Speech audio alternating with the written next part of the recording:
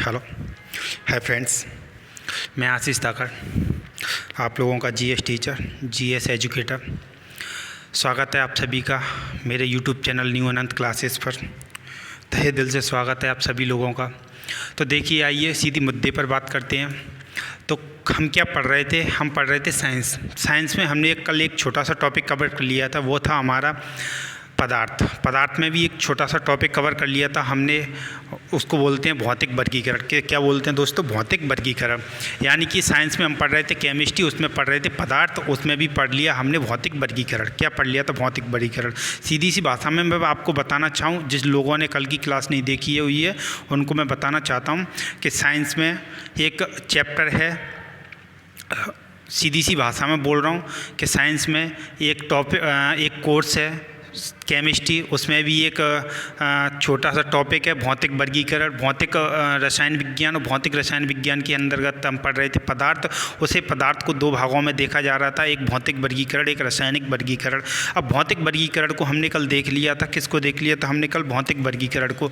तो आज हम देखने वाले हैं पदार्थ में। किसमें? पदार्थ में, यानी कि मैटर में जो हम देखने वाले हैं मैटर में जो आज हम देखने वाले हैं वो हम देखने वाले हैं किसको? रासायनिक वर्गीकरण को। किसको देखने वाले हैं दोस्तों? रासायनिक वर्गीकरण। रासायनिक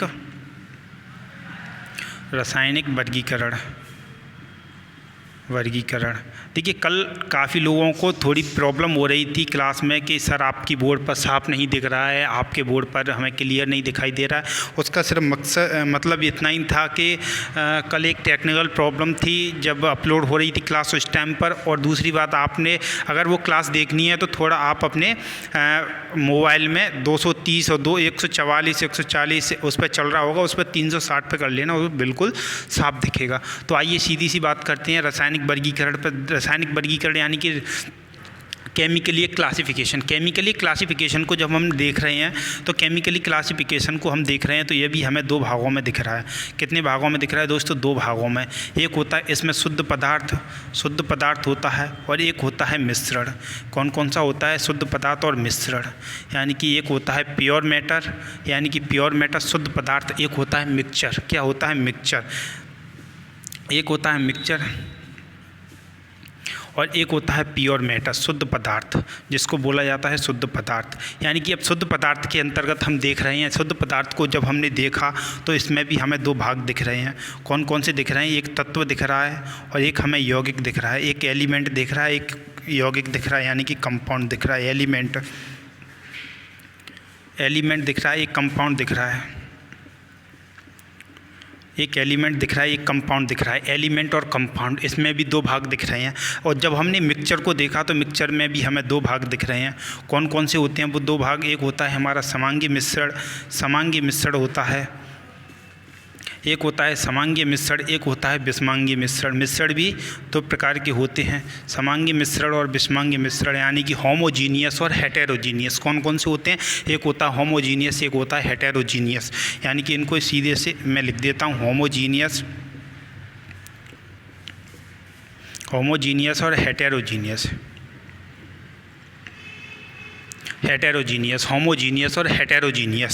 और इसमें देख रहे हैं तत्व और यौगिक। सबसे पहले हम देखते हैं तत्वों को, यानी कि तत्व क्या होते हैं। सबसे पहले बात आती है तत्व क्या होते हैं। तो तत्व यानी कि पदार्थ की वह अवस्था जिसको दो या दो से अधिक भागों में नहीं विभक्त कर सकते। यानी कि जो पदार्थ जिसको हम दो या दो से अधिक भागों में विभक्त नहीं कर सकते, यानी कि जिसको दो भागों में नहीं तोड़ सकते हैं। कोई भी हमारे पास एक वो है पदार्थ है, यानी कि हम जैसे ले लें ऑक्सीजन को ले लें तो इसको क्या हम दो भागों में तोड़ सकते हैं या नहीं तोड़ सकते? तो ये क्या हो जाता है? तत्व हो जाता है।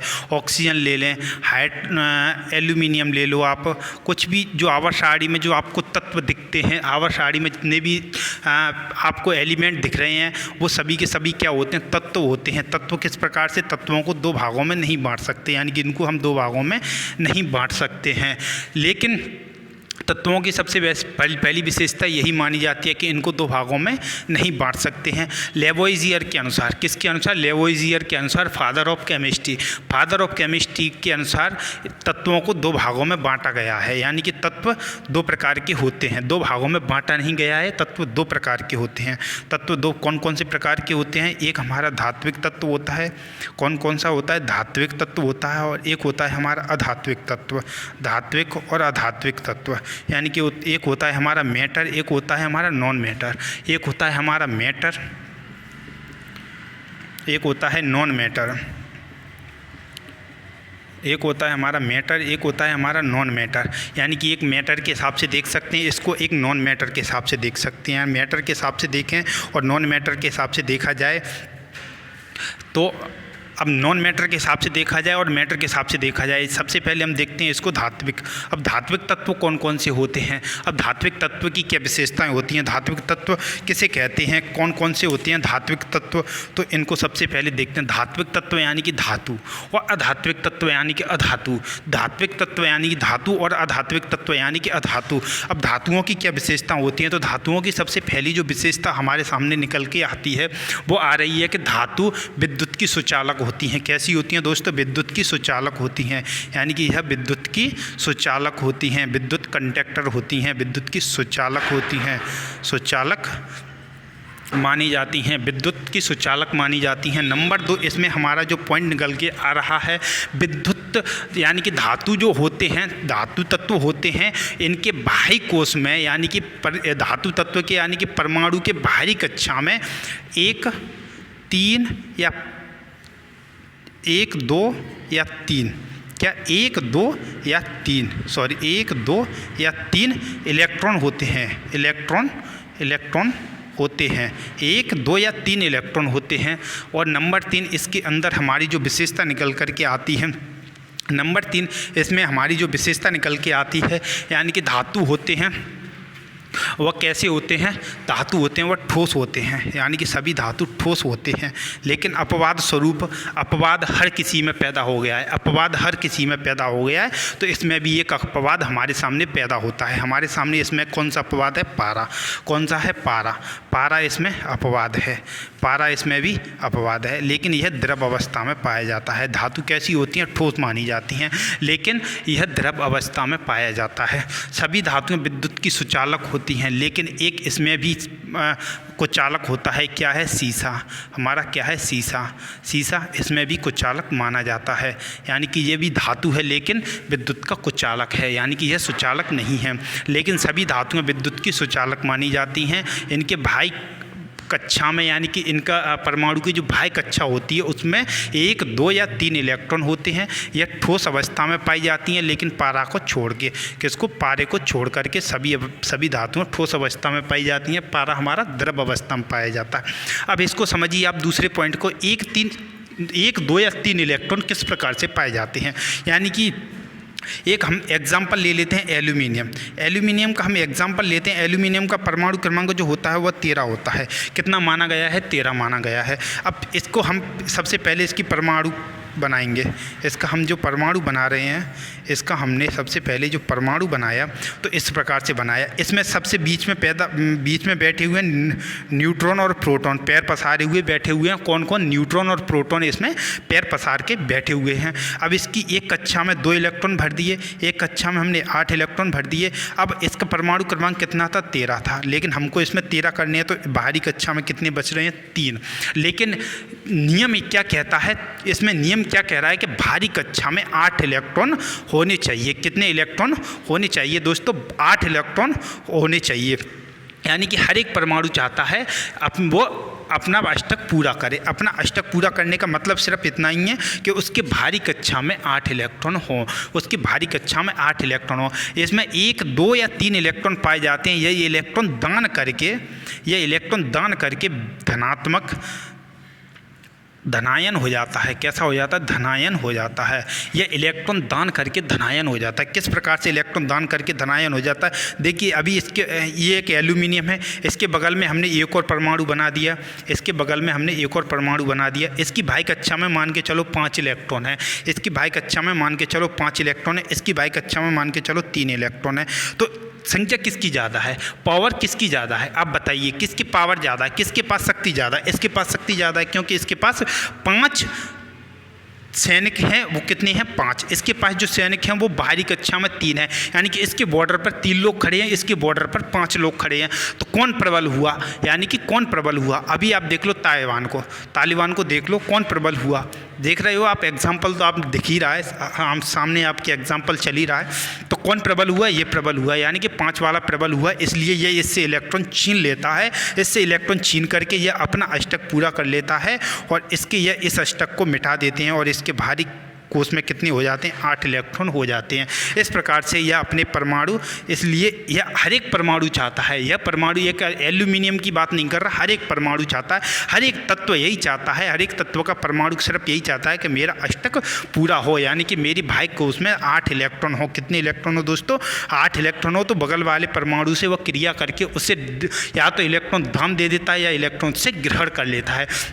तो इसमें क्या होता है, जो धातु होते हैं वो इलेक्ट्रॉन दान करते हैं, धातु जो होते हैं वो इलेक्ट्रॉन दान करते हैं, ना कि ग्रहण करते हैं। क्या करते हैं, ये दान करते हैं। क्यों दान करते हैं, इनकी भाई कक्षा में 1, 2, 3 यानी कि इनके पास सेना बहुत कम होती है। इस जो बगल वाली जो है पड़ोसी जो देश है, इसके पास सेना को ज़्यादा है। कितनी सेना थी, 5, इसके पास 3 थी, तो इसने इससे छीन लिया। क्या कर लिया, छीन लिया। इसलिए ये दान करके धनायन बनाते हैं। कैसे होते हैं, दान करके धनायन बना लेते हैं, या दान करके क्या बना लेते हैं दोस्तों, धनायन बना लेते हैं। अब नेक्स्ट बात, इसमें बात करते हैं हम धात्विक की। किसकी बात करते हैं, धात्विक की, यानी कि धात्विक की बात कर ली, सॉरी अधात्विक की बात करते हैं, यानी कि नॉन मैटर की बात करते हैं। यानी कि नॉन मैटर में क्या कंडीशन होती हैं, हम अधात्विक की बात करेंगे। इसमें अधात्विक इसमें बात करेंगे अधात्विक की। अधात्विक यानी कि हमारा होता है नॉन मैटर। नॉन मैटर में क्या कंडीशन होती हैं, देखिए नॉन मैटर की कंडीशन समझिए। नॉन मैटर होते हैं, अधात्विक होते हैं या विद्युत के कुचालक होते हैं। कैसे होते हैं दोस्तों, या विद्युत के कुचालक माने जाते हैं। इनकी भाई कक्षा में 4, 5 या 6 या 7 इलेक्ट्रॉन होते हैं। कितने, 4, 5, 6 या 7 इलेक्ट्रॉन होते हैं। इसकी भाई कक्षा में कितने इलेक्ट्रॉन होते हैं, 4, 5, 6 या 7 इलेक्ट्रॉन होते हैं। इस प्रकार से यह इलेक्ट्रॉन ग्रहण करके ऋणायन बनाता है। क्या बनाता है, ऋणायन बनाता है। कौन ऋणायन बनाता है, अधात्विक जो तत्व होते हैं वो ऋणायन बनाते हैं। किस प्रकार से ऋणायन बनाते हैं, देखिए सबसे पहले इसमें जो पॉइंट निकल के आता है, यह विद्युत के कुचालक होते हैं। कैसे, कुचालक होते हैं, यह विद्युत के कुचालक होते हैं, विद्युत के कुचालक होते हैं। नंबर 2, इसमें जो पॉइंट निकल के आता है, इसकी भाई कक्षा में 4, 5, 6 या 7 इलेक्ट्रॉन पाए जाते हैं। यह इलेक्ट्रॉन ग्रहण करके, यह ग्रहण कर रहे हैं, यह दान नहीं देते, ग्रहण करके ऋणायन बना लेते हैं। क्या कर लेते हैं, ऋणायन बना लेते हैं। क्या कर लेते हैं दोस्तों, ऋणायन बना लेते हैं। यह इलेक्ट्रॉन ग्रहण करके ऋणायन बना लेते हैं। यह विद्युत के कुचालक होते हैं, या विद्युत के क्या माने जाते हैं दोस्तों, कुचालक माने जाते हैं। यह विद्युत के कुचालक माने जाते हैं और इलेक्ट्रॉन ग्रहण करके ऋणायन बना लेते हैं। कि इलेक्ट्रॉन किस प्रकार से ये ग्रहण करते हैं, अभी मैंने आपको कुछ समय पहले मैंने आपको एक एग्जांपल बताया हुआ था। अब इसमें जो हमारा सबसे पहले एग्जांपल जो आता है हमारा नाइट्रोजन। किसको ले लेते हैं हम, नाइट्रोजन को। नाइट्रोजन का जो परमाणु क्रमांक होता है वह 17 माना गया है। कितना माना गया है दोस्तों, 17 माना गया है। अब इसका जो इलेक्ट्रॉन विन्यास हम भरेंगे, इलेक्ट्रॉन विन्यास इसका कुछ इस प्रकार से हम भर रहे हैं। इसको मैं साफ करके इधर लिख दूँ। नाइट्रोजन का परमाणु क्रमांक 17 होता है। अब इसकी 3 कक्षाएँ हो गई। कितनी कक्षाएँ हो गई, 3 कक्षाएँ हो गई। उसी प्रकार से प्रोटॉन और न्यूट्रॉन पैर पसार के नाभिक में अंदर बैठे हुए हैं। प्रोटॉन और न्यूट्रॉन पैर पसार के नाभिक में बैठे हुए हैं। इसकी पहली कक्षा में 2, इसकी में 8 भर दिए। अब भारी कक्षा में कितने इलेक्ट्रॉन बच रहे हैं, कितने इलेक्ट्रॉन बच रहे हैं, इसमें इसका परमाणु क्रमांक कितना था, 17। तो भारी कक्षा के लिए कितने बच गए, 7 इलेक्ट्रॉन बच गए। कितने बच गए दोस्तों, 7 इलेक्ट्रॉन बच गए। अब मान के चलो बगल वाले जो परमाणु है हमारे पास, बगल वाला जो परमाणु है उसके पास 1 इलेक्ट्रॉन है। मान के चलो 1 इलेक्ट्रॉन है, तो यह इससे क्रिया करके ये इससे क्रिया करके इसका इलेक्ट्रॉन छीन लेगा, इसका इलेक्ट्रॉन छीन करके यह अपना अष्टक पूरा कर लेगा। क्या कर लेगा? यह अपना अष्टक पूरा कर लेगा, क्योंकि इसके पास सैनिक ज़्यादा है, इसके पास सैनिक कम है। इसके पास सैनिकों की जो मात्रा है वो काफ़ी कम है, लेकिन इसके पास जो सैनिकों की मात्रा है वो काफ़ी अधिक है। तो इस प्रकार से यह ऋणायन बना लेता है, यानी कि इलेक्ट्रॉन ग्रहण कर लिया। इलेक्ट्रॉन ग्रहण करके ऋणायन क्यों बनाते हैं? क्योंकि इलेक्ट्रॉन पर जो चार्ज होता है, इलेक्ट्रॉन पर जो चार्ज होता है वो ऋणायन होता है। कैसा होता है दोस्तों? ऋणायन होता है। और धनायन किस प्रकार से बनाते हैं? यह इलेक्ट्रॉन एक दान कर दिया, यानी कि प्रोटॉन और इलेक्ट्रॉनों की संख्या बराबर होती है। प्रोटॉनों पर धनायन होता है और इलेक्ट्रॉन पर ऋणायन होता है। इसमें से इस प्रकार से एक इलेक्ट्रॉन चला गया तो प्रोटॉन बच गया। जो प्रोटॉन होता है पॉजिटिव, कैसा होता है? धनायन होता है, इसलिए यह धनायन बना लेता था। किसमें? धातु में धनायन बना लेता था, अधातु में ऋणायन बनाता है। धातु में धनायन बना लेता है, अधातु में ऋणायन बना लेता है। याद हो गया होगा पॉइंट। नंबर 3 इसमें जो पॉइंट निकल करके आता है, नंबर 3 जो हमारा इसमें जो पॉइंट निकल करके आता है, यह विद्युत जो ठोस होते हैं, धातु होते हैं, यह ठोस या गैसीय अवस्था में पाए जाते हैं। कैसी? गैसीय अवस्था में पाए जाते हैं। या ठोस या फिर गैसीय अवस्था में पाए जाते हैं। कैसी अवस्था में पाए जाते हैं दोस्तों?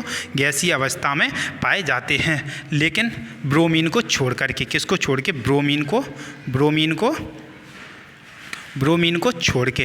यह कैसी अवस्था में पाया जाता है दोस्तों? द्रव अवस्था में पाया जाता है। ब्रोमीन को छोड़ करके सभी जो अधातु होते हैं वह किस अवस्था में पाए जाते हैं? किस अवस्था में पाए जाते हैं दोस्तों? गैसीय अवस्था में या फिर ठोस अवस्था में पाए जाते हैं। सॉलिड में या फिर गैस में, सॉलिड में पाए जाएंगे या फिर गैस में पाए जाएंगे। नंबर 4 इसमें जो पॉइंट निकल करके हमारा सामने आ रहा है वह चौथा पॉइंट आता है कि विद्युत के कुछ चालक होते हैं, या विद्युत के कुछ चालक होते हैं, लेकिन एक को छोड़ करके। वह कौन सा है? आप कमेंट बॉक्स में मुझे बताइए, वह कौन सा है जिसको छोड़ करके सभी अधातुएं विद्युत की कुचालक होती हैं।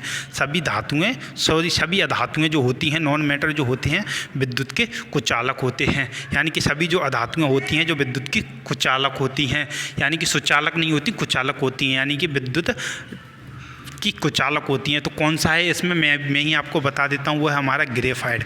कौन सा है? ग्रेफाइट। आप बोलेंगे सर ने जाने क्या बवाल दे दिया, हमें जाने क्या कैसे बताएं। काफ़ी लोगों को पता होगा, इतनी कोई बड़ी बात नहीं है, लेकिन मैं बता देता हूँ। विद्युत की यह कुछ सुचालक होती है। कैसी है? सुचालक होता है। सुचालक है नॉन मैटर, लेकिन विद्युत का सुचालक होता है। यह अपवाद है। क्या है? अपवाद। यह अपवाद है, इसमें भी यह अपवाद है। ऐसे ही उसमें हमारे ब्रोमीन होता है। ऐसे ही हमारा धातु में जो धातु थे, धात्विक जो तत्व थे, धात्विक तत्वों में भी 2 अपवाद थे हमारा एक Hg यानी कि पारा था, और एक हमारा सीसा था। हमारा एक सीसा था, एक पारा था। एक हमारा सीसा था, एक पारा था। सीसा में क्या कंडीशन हो रही थी? यानी कि सभी धातुएं विद्युत की सुचालक होती हैं, लेकिन सीसा को छोड़ करके। किसको? सीसा को छोड़ करके। और सभी धातुएं ठोस अवस्था में पाई जा रही थी, लेकिन पारे को छोड़ करके। किसको छोड़ के? पारे को छोड़ करके पारा द्रव अवस्था में पाया जा रहा था। आई होप, मैं आपसे उम्मीद करता हूं कि आप लोगों को यह बहुत अच्छी तरीके से समझ में आ गया होगा। तो इसको मैं साफ कर देता हूं। आइए नेक्स्ट टॉपिक पर बात करते हैं। नेक्स्ट बात क्या है हमारी? नेक्स्ट बात आती है मिश्रण की। किसकी बात आती है दोस्तों? यौगिक की। इसमें बात करेंगे हम यौगिक के बारे में बात करेंगे। तो इसको हम साफ कर देते हैं। तो यौगिक के बारे में सबसे पहले बात क्या आती है? यौगिक के बारे में क्या अफवाह फैल रही है? यौगिक के बारे में अफवाह जो फैल रही है, यानी कि यौगिक 2 प्रकार के होते हैं। एक कार्बनिक होते हैं, एक अकार्बनिक होते हैं।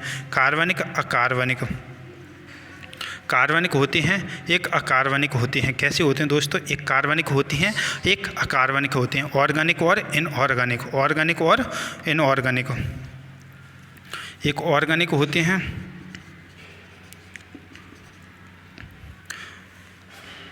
होते हैं, एक इनऑर्गेनिक होते हैं। ऑर्गेनिक और इनऑर्गेनिक कौन कौन से होते हैं? ऑर्गेनिक होते हैं, एक इनऑर्गेनिक, यानी कार्बनिक और अकार्बनिक। अब कार्बनिक में जो सबसे पहले जो पॉइंट आता है, कार्बनिक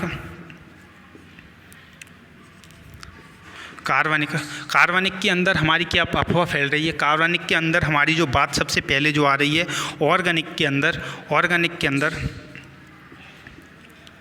ऑर्गेनिक के अंदर जो सबसे पहले जो बात आ रही है वो अब सबसे पहले बात आ रही है कि जो कार्बनिक जो पदार्थ होते हैं, सॉरी कार्बनिक यौगिक जो होते हैं, कार्बनिक जो कंपाउंड होते हैं, इनमें कार्बन की मात्रा पाई जाती है। क्या पाई जाती है? इनमें कार्बन की मात्रा पाई जाती है, यानी कि कार्बन की मात्रा पाई जाती है। क्या पाई जाती है दोस्तों? कार्बन की मात्रा पाई जाती है। नंबर 2, इसमें यह बहुत अधिक फास्ट क्रिया करते हैं, यानी कि बहुत फास्ट क्रिया करते हैं, अधिक क्रिया करते हैं, बहुत फास्ट क्रिया करते हैं, क्रिया अधिक करते हैं, अधिक क्रिया करते हैं। और यह सिर्फ कार्बनिक घोलों में ही घुलनशील होते हैं। कैसे घोलों में घुलनशील होते हैं? नंबर 3, कार्बनिक घोलों में, कार्बनिक जो घोल होते हैं इनमें ही यह घुलनशील होते हैं। कैसे होते हैं? घुलनशील होते हैं, कार्बनिक घोलों में ही घुलनशील होते हैं। अब नेक्स्ट बात करते हैं अकार्बनिक के बारे में। किसके बारे में बात करते हैं दोस्तों? अकार्बनिक के बारे में। जो अकार्बनिक के बारे में हम सबसे पहले जो बात करेंगे तो अकार्बनिक के पहले बारे में क्या है? अकार्बनिक जिसमें कार्बन की मात्रा नहीं पाई जाती, यौगिक है लेकिन कार्बन की मात्रा नहीं पाई जाती, यौगिक है लेकिन कार्बन की मात्रा नहीं पाई जाती। सबसे पहला यही पॉइंट है।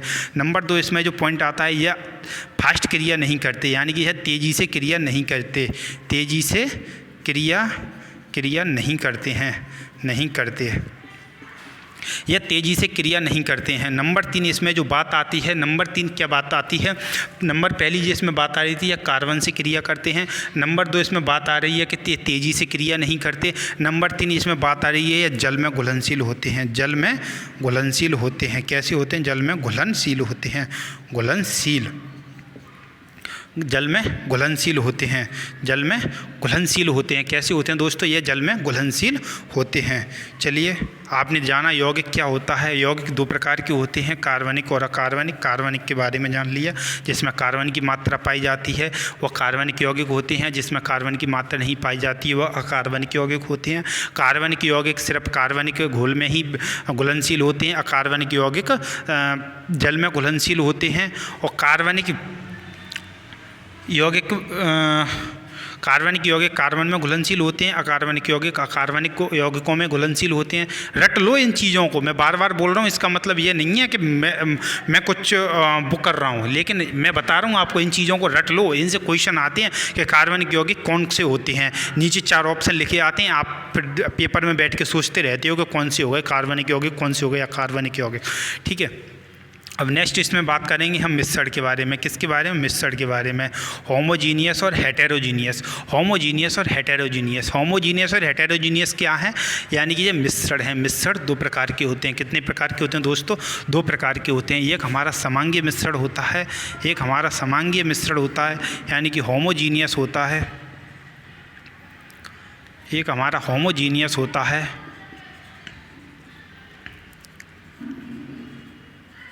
होमोजीनियस होता है, एक हमारा हेटेरोजीनियस होता है। कैसा होता है? हेटेरोजीनियस होता है। होमोजीनियस में क्या कंडीशन आती है? सबसे पहले यह बात करते हैं, यानी कि मिश्रण भी 2 प्रकार के होते हैं। मिश्रण किसे कहते हैं? सबसे पहले इसके बारे में चर्चा करते हैं। मिश्रण किसे कहते हैं? ऐसे पदार्थ यानी कि ऐसे तत्व या ऐसे यौगिक या ऐसे पदार्थ जो किसी भी अनुपात में मिले हुए हों। किस अनुपात में? किसी भी अनुपात में मिले हुए हों। लेकिन यौगिक में क्या कंडीशन थी? सॉरी, यौगिक में मैंने आपको बताया नहीं, यौगिक में क्या कंडीशन हो रही थी? यौगिक में यह कंडीशन हो रही थी, ऐसे पदार्थ जो केवल फिक्स मात्रा में घुलनशील हों, यानी कि फिक्स मात्रा में मिले हुए हों। यानी कि यौगिक में क्या हो रहा था? ऐसे पदार्थ जो फिक्स मात्रा में घुले हुए हों, जैसे कि H2O, NaCl या फिक्स मात्रा में घुले हुए रहते हैं। यानी कि फिक्स मात्रा में किस प्रकार? यानी कि पानी जब भी बनेगा हाइड्रोजन के 2 अणु और ऑक्सीजन के 1 अणु को मिलकर के बनेगा। नमक जब भी बनेगा Na1 और Cl1, Na1 और Cl1, यानी कि जिस प्रकार से पानी बढ़ रहा है, हाइड्रोजन के 2 अणु, ऑक्सीजन का 1 अणु, इससे मिलकर के पानी बढ़ रहा है, उसी प्रकार से मिश्रण में ऐसा नहीं होता। कैसा नहीं होता? उसमें किसी भी अनुपात में कुछ भी चीज़ किसी भी अनुपात में मिली हुई रहती है, लेकिन यौगिक में किसी भी अनुपात में नहीं मिल सकती, फिक्स अनुपात में मिलेगी। इसके 2 और इसका 1, यानी इसमें मिलती है 2/1 के रेशियो में। किसमें मिल रही है? 2/1 के रेशियो में। ऐसी इसमें मिल रही है 1/1 के रेशियो में। किसमें मिल रही है? 1/1 के रेशियो में। लेकिन मिश्रण में क्या होता है? एक्चुअली मिश्रण में होता है इसमें 2/4 के रेशियो में मिली हो, अगली बार 4/7 के रेशियो में मिल गई, अगली बार 8/5 के रेशियो में मिल गई, किसी भी रेशियो में मिल सकती है। लेकिन यौगिक में क्या होता है, यौगिक में होता है यानी कि फिक्स रेशियो में, जब भी पानी बनेगा वह फिक्स रेशियो में मिल करके ही बनेगा, हाइड्रोजन के 2 अणु और ऑक्सीजन का 1 अणु। कभी आपने ये तो नहीं देखा ना कि CH4 हो गया है या फिर H4O हो गया, पानी का जो सूत्र होता है वो H4O हो गया, ऐसा नहीं ना। आपने जब भी देखा होगा H2O फिक्स देखा हुआ होगा, नमक का NaCl फिक्स देखा हुआ होगा। तो यौगिक में यह कंडीशन होती है। लेकिन मिश्रण में क्या कंडीशन होती है, मिश्रण में कंडीशन होती है कि कोई भी दो पदार्थ, कोई भी दो तत्व, कोई भी दो यौगिक फिक्स मात्रा में नहीं मिले हों, किसी भी मात्रा में मिल कर के जो किसी भी मात्रा में मिले हुए हों उसे मिश्रण कहते हैं, किसी भी मात्रा में मिल गए हों उसे मिश्रण कहते हैं।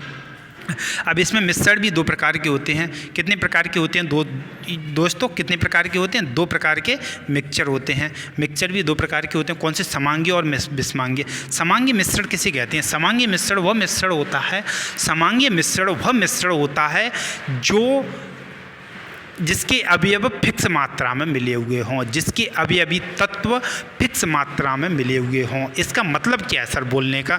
आपने बोल तो दिया कि फिक्स मात्रा में मिले हुए हों, अभी आप यहाँ पे भी बोल रहे थे यौगिक में कि फिक्स मात्रा में मिले हुए हों। समांगी मिश्रण में भी आप यही बात बोल रहे हो कि फिक्स मात्रा में मिले हुए। मेरा फिक्स मात्रा में मिला हुआ होने का सिर्फ एक ही मतलब है कि आपने नमक और पानी, नमक प्लस पानी, आपने जब भी नमक प्लस पानी को, नमक में पानी का घोल मिलाया, यानी कि पानी में नमक का घोल मिलाया, पानी में नमक का घोल मिलाया, तो आप कैसे मिलाते हो? मान के चलो यह आपके पास एक गिलास है, या आपके पास एक गिलास है, इसमें पानी भरा हुआ है, इसमें पानी भरा हुआ है। एक गिलास पानी में आप 4 गिलास नमक तो डाल नहीं दोगे। एक गिलास पानी में 4 गिलास नमक तो डाल नहीं दोगे। इसमें 1 चम्मच, 2 चम्मच या 3 चम्मच या 4 चम्मच, इस प्रकार से आप इसमें नमक डालोगे। 2 चम्मच, 4 चम्मच, 6 चम्मच, इसी प्रकार से तो डालोगे। ऐसा तो नहीं है कि एक गिलास पानी में 4 गिलास नमक डाल दिया, नहीं ना। तो इसी को कहते हैं समांगी मिश्रण। किसको कहते हैं? यानी कि बिल्कुल पूर्ण तरीके से घुल जाए, उसमें पूर्ण तरीके से घुल जाए, लेकिन फिक्स मात्रा में घुले, उसे फिक्स मात्रा में घोला जाए। यानी कि पानी में जब हम नींबू की शिकंजी बनाते हैं तो उसमें नींबू कितना डालते हैं? नाम मात्रा का ही तो डालते हैं। ऐसा तो है नहीं कि 1 गिलास पानी में 8 नींबू पटक दिए आपने, 50 नींबू डाल दिए, ऐसा तो नहीं करते ना। या फिर 1 लीटर पानी में आपने 2 किलो चीनी डाल दी, ऐसा भी नहीं करते ना। चीनी और पानी का घोल तो ऐसे नहीं होता ना। तो ऐसा नहीं होता, तो उसको कहते हैं समांगी मिश्रण। किसको कहते हैं? यानी कि पानी और नींबू में फिक्स मात्रा घुली हो, या नमक और पानी की फिक्स मात्रा घुली हो, या चीनी और पानी में फिक्स मात्रा घुली हो, जिससे कि वह अच्छी तरीके से मिक्सचर हो रहे हों। तो समांगी मिश्रण आपने पहचाना। अब आते हैं विषमांगी मिश्रण। अब विषमांगी मिश्रण क्या होता है दोस्तों? विषमांगी मिश्रण क्या होता है? देखिए, इससे ज़्यादा डीपली क्वेश्चन नहीं पूछा जाता, इसलिए मैं ज़्यादा डीपली बता नहीं रहा। सिर्फ इतना पूछा जाता है कि मिश्रण कितने प्रकार के होते हैं, होमोजीनियस, हेटेरोजीनियस। होमोजीनियस कौन से होते हैं, तो उनमें 1 आध 2 एग्जाम्पल दे देता है कभी कभार, और कुछ आपके लेवल के एग्ज़ाम में इतना कुछ पूछता नहीं है। अब आता है हमारा विषमांगी मिश्रण। क्या होता है विषमांगी मिश्रण? विषमांगी मिश्रण। अब विषमांगी मिश्रण क्या होता है? विषमांगी मिश्रण यानी कि हेटेरोजीनियस वह मिश्रण होते हैं जो किसी भी मात्रा में मिले हुए रहते हों। किसी भी मात्रा में मिले हुए रहने का मतलब क्या है सर? इसमें किसी भी मात्रा में मिले हुए रहने का मतलब सिर्फ इतना ही है कि पानी में तेल मिला दिया, ये तो आपने मिलाया ही होगा, पानी में तेल मिला दी। देखिए, हमारे साइंटिस्ट बड़े खुरापाती हुआ करते थे। किस प्रकार से खुरापाती हुआ करते थे? उनको कुछ नहीं मिला तो पानी में तेल मिला करके देख लिया, पानी में तेल ही मिला करके देख लिया। जैसे पानी में तेल मिला करके देखा, उस प्रकार से। अब नंबर 2 इसमें एग्जाम्पल क्या आता है? नंबर 2 इसमें एग्जाम्पल जो आता है फॉग। आपने कोहरा देखा होगा, कोहरा आपने कोहरा देखा होगा। मैं एग्जाम्पल के थ्रू आपको सिर्फ समझा रहा हूँ समांगी मिश्रण क्या होता है और विषमांगी मिश्रण क्या होता है। इसमें कोई पॉइंट नहीं लिखा रहा, मैं बता रहा हूँ कि समांगी मिश्रण और विषमांगी मिश्रण क्या होता है। बताने के लिए तो मैं डायरेक्ट भी बोल देता मिश्रण 2 प्रकार के होते हैं, समांगी और विषमांगी मिश्रण। आप लोगों को पता ही नहीं है कि समांगी कौन सा होता है, विषमांगी कौन सा होता है, समांगी कैसे बनते हैं और विषमांगी कैसे बनते हैं। तो इनसे जो घोल बनेगा, इनसे जो मिश्रण बनेगा, पानी और तेल से मिलकर के जो मिश्रण बनेगा वह होगा विषमांगी मिश्रण। बारूद को आपने देखा होगा, बारूद को आपने देखा होगा, बारूद, ये भी एक विषमांगी मिश्रण होता है। कैसा मिश्रण होता है दोस्तों? विषमांगी मिश्रण होता है। तो यहाँ पर हमारा ख़त्म होता है यार रासायनिक वर्गीकरण। अब नेक्स्ट टॉपिक हम उठाएंगे कार्बनिक यौगिक के, वो सॉरी कार्बनिक या अकार्बनिक, कुछ भी उठा लेंगे, कार्बनिक केमिस्ट्री, अकार्बनिक केमिस्ट्री देखेंगे। जैसा भी होगा वैसा कल नेक्स्ट क्लास में जो कुछ भी होगा। तो जब तक के लिए आप इतना पढ़िए जितना आपको बताया गया है और अच्छी तरीके से नोट्स बना लें। मैंने आपको जैसे लिखाया है ना, जैसे मैं पॉइंट वाइज आपको लिखाता रहता हूँ, उसको आप अपनी कॉपी में नोट करें। अगर नोट नहीं कर पा रहे तो स्क्रीनशॉट लेकर के बाद में नोट कर लें, जिससे कि आपको काफ़ी हेल्प रहेगी, आपको काफ़ी सुविधा हो जाएगी पढ़ने के लिए। बाद में पढ़ने के लिए काफ़ी सुविधाएँ हो जाएंगी। तो आपसे उम्मीद करता हूँ आपको अच्छी समझ में आया होगा रासायनिक वर्गीकरण। क्या समझ में आया होगा? रासायनिक वर्गीकरण अच्छे से समझ में आया होगा। अगर अच्छे से समझ में आया तो हमारा यूट्यूब चैनल है न्यू अनंत क्लासेस के नाम से, चैनल को लाइक, शेयर और सब्सक्राइब करना ना भूलें, तो जिससे हमें मोटिवेशन मिले। और हमारी इस चैनल पर क्वेश्चन की जो सीरीज़ चल रही है उस सीरीज़ को भी अटेंड करें, जिससे कि आप लोगों को क्वेश्चन करने की हैबिट हो जाए और क्वेश्चन करने की आपको आदत बन जाए कि क्वेश्चन किस प्रकार से आते हैं, क्वेश्चन के बारे में नॉलेज मिल जाए। तो जब तक के लिए हम रुकते हैं यहीं पर और नेक्स्ट क्लास का अपडेट करना। नेक्स्ट क्लास हमारी कल आएगी। जब तक के लिए take care, love you, bye bye.